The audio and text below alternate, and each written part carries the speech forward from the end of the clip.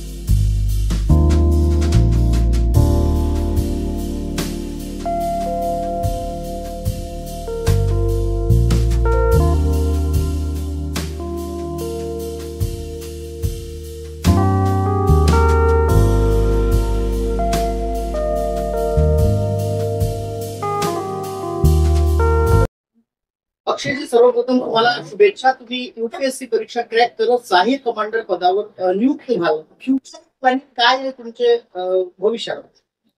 Sir, भविष्याचा जर विचार केला तर ॲज अ असिस्टंट कमांडर मी माझ्या देशासाठी माझी सर्व्हिस प्रोव्हाइड करेल। बेसिकली माझं जे जॉब प्रोफाईल आहे ते इंटरनल सिक्युरिटीशी रिलेटेड आहे, तर त्यामध्ये मी माझं मॅक्झिमम कॉन्ट्रीब्युशन देण्याचा प्रयत्न करेल। तुम्ही यूपीएससी क्रॅक करता वेळी कोणत्या पद्धतीनं स्टडी मटेरियल यूज केलं, कुठनं कोचिंग घेतलं तुम्ही, तुमचे इन्स्पायर्ड कोण? सर, माझं इन्स्पिरेशन हे माझे आई बाबा आहे, कारण त्यांच्यापासूनच मी खूप इन्स्पायर झालेलो आहे। त्यानंतर स्टडी मटेरियलचा जर आपण विचार केला तर जे NCERT असतात आणि जे स्टँडर्ड बुक असतात त्यामधनं मी माझा पूर्ण अभ्यास केलेला आहे। यूपीएससी किंवा एमपीएससी स्पर्धा परीक्षा ज्या काही असतात, समजा कॉम्पिटेटिव्ह एक्झामिनेशन, याच्यामध्ये भरपूरदा लोकांना 2-2, 3-3, 4-4 अटेम्प्ट मध्येही फेलियर साबित होतात, त्यांना यश मिळत नाही। तुम्हाला यश मिळालेलं आहे। नेमका तुमच्या यशामागे कोणत्या पद्धतीची तुमची मेहनत आहे? सर, डेफिनेटली यामध्ये सक्सेस पेक्षा आपल्याला फेल्युअर हे जास्त मिळते, बट जर आपण फेल्युअरला बरोबर अॅनालाइज केलं तर त्या फेल्युअर मधून जर आपण शिकलो तर आपल्याला सक्सेस हे डेफिनेटली मिळते। आणि सेम केस ही माझ्यासोबत सुद्धा झालेली आहे।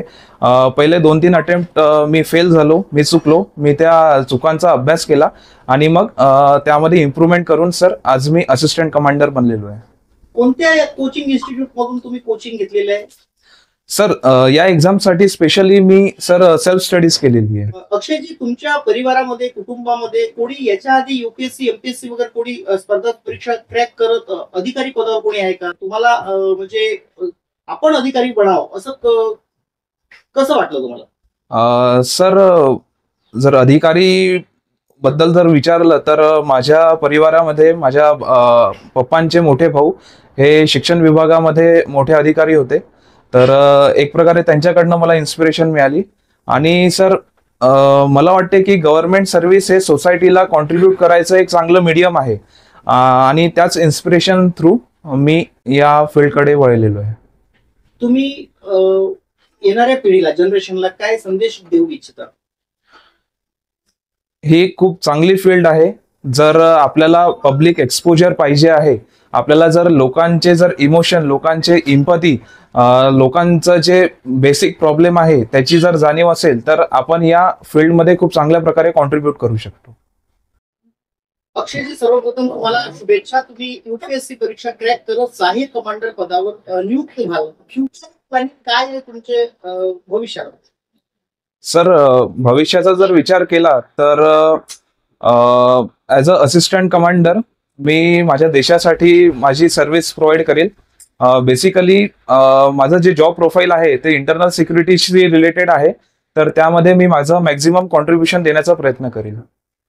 तुम्ही युपीएससी क्रॅक करता वेळी कोणत्या पद्धतीनं स्टडी मटेरियल यूज केलं, कुठनं कोचिंग घेतलं तुम्ही, तुमचे इन्स्पायर्ड कोण? सर माझं इन्स्पिरेशन हे माझे आई बाबा आहे. कारण त्यांच्यापासूनच मी खूप इन्स्पायर झालेलो आहे. त्यानंतर स्टडी मटेरियलचा जर आपण विचार केला तर जे NCERT असतात आणि जे स्टँडर्ड बुक असतात त्यामधनं मी माझा पूर्ण अभ्यास केलेला आहे. युपीएससी किंवा एमपीएससी स्पर्धा परीक्षा ज्या काही असतात, समजा कॉम्पिटेटिव्ह एक्झामिनेशन, याच्यामध्ये भरपूरदा लोकांना 2-2, 3-3, 4-4 अटेम्प्ट मध्येही फेलियर साबित होतात, त्यांना यश मिळत नाही. तुम्हाला यश मिळालेलं आहे. नेमका तुमच्या यशामागे कोणत्या पद्धतीची तुमची मेहनत आहे? सर डेफिनेटली यामध्ये सक्सेसपेक्षा आपल्याला फेल्युअर हे जास्त मिळते. बट जर आपण फेल्युअरला बरोबर अॅनालाइज केलं तर त्या फेल्युअर मधून जर आपण शिकलो तर आपल्याला सक्सेस हे डेफिनेटली मिळते. आणि सेम केस ही माझ्यासोबत सुद्धा झालेली आहे. पहिले 2-3 अटेम्प्ट मी फेल झालो, मी चुकलो, मी त्या चुकांचा अभ्यास केला आणि मग त्यामध्ये इम्प्रूव्हमेंट करून सर आज मी असिस्टंट कमांडर बनलेलो आहे. कोणत्या कोचिंग इन्स्टिट्यूट मधून तुम्ही कोचिंग घेतलेलं आहे? सर या एक्झामसाठी स्पेशली मी सर सेल्फ स्टडीज केलेली आहे. अक्षयजी, तुमच्या परिवारामध्ये, कुटुंबामध्ये कोणी याच्या आधी युपीएससी, एमपीएससी वगैरे कोणी स्पर्धा परीक्षा क्रॅक करत अधिकारी पदावर कोणी आहे का? तुम्हाला म्हणजे आपण अधिकारी बनावं असं कसं वाटलं तुम्हाला? सर जर अधिकारी बद्दल जर विचारलं तर माझ्या परिवारामध्ये माझ्या पप्पांचे मोठे भाऊ हे शिक्षण विभागामध्ये मोठे अधिकारी होते. तर एक प्रकारे त्यांच्याकडनं मला इन्स्पिरेशन मिळाली. आणि सर मला वाटते की गव्हर्नमेंट सर्व्हिस हे सोसायटीला कॉन्ट्रीब्यूट करायचं एक चांगलं मीडियम आहे. आणि त्याच इन्स्पिरेशन थ्रू मी या फील्डकडे वळलेलो आहे. तुम्ही येणाऱ्या पिढीला, जनरेशनला काय संदेश देऊ इच्छिता? ही खूप चांगली फील्ड आहे. जर आपल्याला पब्लिक एक्सपोजर पाहिजे आहे, आपल्याला जर लोकांचे जर इमोशन, लोकांचे इम्पॅथी, लोकांचं जे बेसिक प्रॉब्लेम आहे त्याची जर जाणीव असेल तर आपण या फील्डमध्ये खूप चांगल्या प्रकारे कॉन्ट्रीब्यूट करू शकतो.